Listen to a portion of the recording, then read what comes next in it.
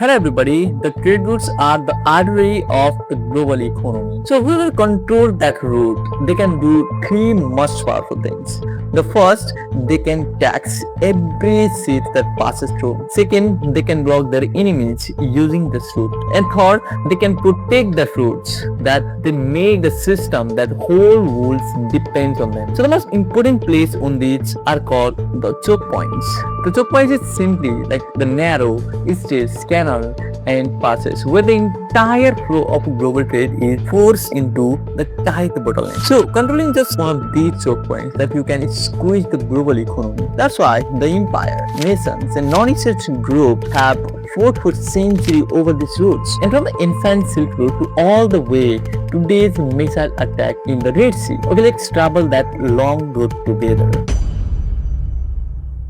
Throughout history, the trade routes were simply about the source of wealth and power. So if you go ancient and medieval times, the kingdom and empires, they fought to control important ports, roads, seas and choke points. So in order to control this route, they collect taxes and control the movement of valuable goods and gain political influence. For example, the British and Genoa competed for maritime trade, while the Ottoman Empire controlled important routes between the Europe and Asia. So later, European power sought for new sea routes to Asia, so leading to Portuguese expansion into the Indian Oceans and capture the important trading centers such as like Malacca. So the war over trade were not about just simply geography.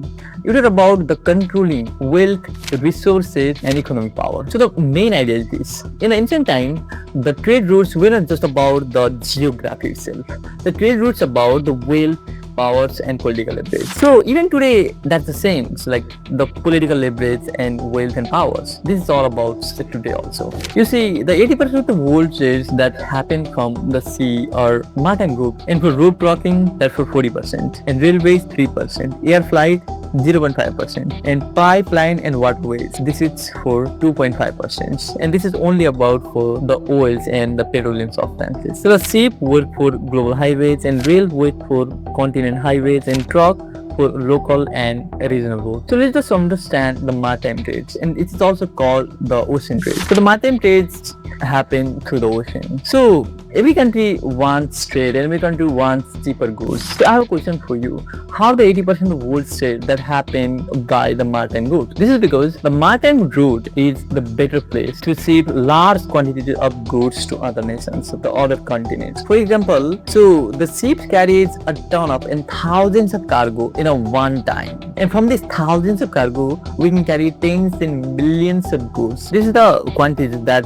matters to sell the cheap price to other continents. So in this way, they can save time and they can get more profit and they can manufacture more. So the logic is this. So if we use the maritime trade, it means it carries the thousands of quantities of goods. The second is if we use other things like the airplane for supplying goods. If we use the airplanes, it means so we're using the airplane, it's carried only the sort of quantities. And because of this sort of quantities, they cannot have the more quantities to supply to other nations. It means they have a less profit and lots of fuel. And that is not actually the distinction between them. And that's why the 80% of trades that only happen through the cargo. So if you don't understand, let's take an example. So the China builds large quantities of goods, heavy goods. It means the China has large quantities. It has to manufacture a lot. So it means it has to also sell more product to other continents. So what it does actually, so it needs maritime trade for trading that goods. So because it's used the maritime trade, it means they use the ships and carrying the cargo. So cargo includes the tons of like thousands of millions of quantities of goods, and these quantities of goods directly go to other continents, meaning more sales and more shipment that happen. But if they use the airplanes to ships and the supply these goods, it means the airplanes cannot carry as much quantity as the cargo actually does. It means the less quantities of goods they are supplying by the airplane. So this is the distinctions between them, and that's why the 80% of the global trade that happen via this cargo and maritime route. So why are choke points so important? Because every ship needs the efficient trade routes. If one narrow route connects two major trading regions and two major like trading continents, just disrupting there can affect thousands of ships and billions of dollars of trade. And these give the countries near the choke points strategic leverage. But leverage doesn't necessarily mean like ownership or legal right to block this. So they can simply use this strategy. They cannot directly block it, and they can build a port around it. And the many ships pass through from this port, and when this pass through, they can fuel, they can repair their ships, and they can do bunch of other things. So countries build port for strategic leverage. So they wanna earn more, and they wanna have the industry that's worth and that's on billions of dollars. And this is the leverage that many countries trying to build. Like, let's take an example of the Singapore. Singapore builds its port. In many countries, ships that pass through the Singapore, and they repair in the Singapore ports, and they also fuel in the Singapore ports, and also transportation also happen in the Singapore port. So that's like, the countries can use their geographic position by building a major port and providing fuel and repairs and protecting shipping and collecting canals transit fee where they operate a canal. So they can also use a military power to protect the roads and deter threats. And during a serious conflict, the possibility of the disruption itself can create enormous political and economic pressure and becoming essential logistic hub. Just build that. Like, this is a strategic place that they build on billions of dollars, and they leverage this. That's why the Singapore is also known as the greater hub, and it's built a major port. So that's why the choke point matters. They connect geography with economics, and the economics with the geopolitical power. So remember this pattern. The choke point simply is narrow routes that passes a lot of trade and huge economic importance and strategic leverage, and also the countries compete to protect, influence, and bypass it. This is about the choke point. So in the world, there are so many choke points, but the major choke points is just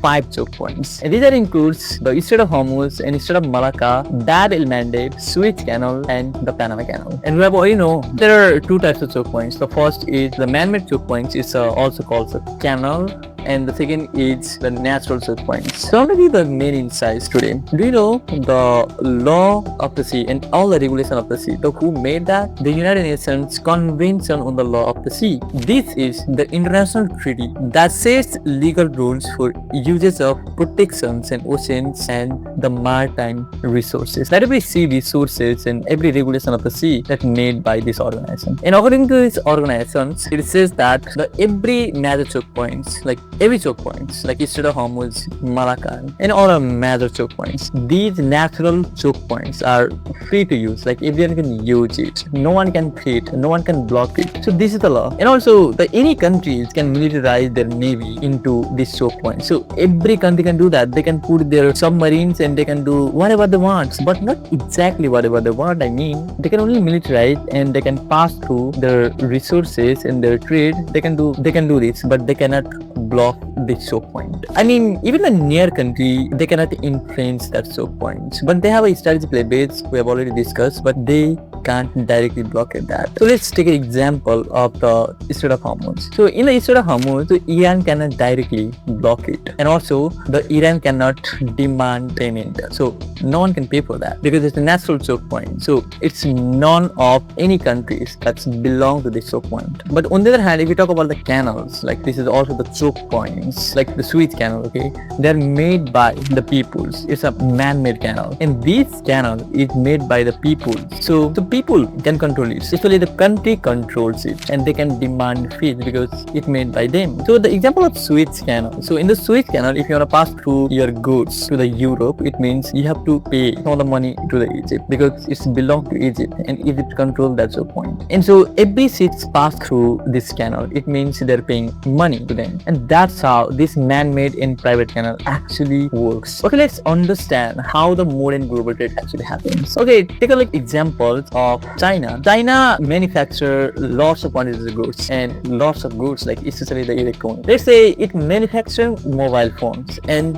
this mobile phone need to space all over the world. So what it does first, it has to go from the Malacca first, and it reaches to the Indian Ocean. And from this Indian Ocean, if it wants to supply this, if it's a destination place is the Middle East, so you can simply spread it. But if the China main destination is Europe, okay, what it does, there is two route. It has to go through this. It's a long line, and it's not properly, right? It's not properly. There is other option. The first, it has to pass through the natural straits, that is Bab el-Mandeb, and when it's passed through the Bab el-Mandeb, so it's reached to the Suez Canal, and only the Suez Canal. So when it's passed through the Suez Canal, in Suez Canal they have to pay money. They can finally reach to the Europe to spread out their goods and their supplies. So that's how the modern trade actually happened. The shocking fact is this: if somehow the Malacca and other choke points blocked and other choke points has Strait, so what happened? They had to round this place and only reach to the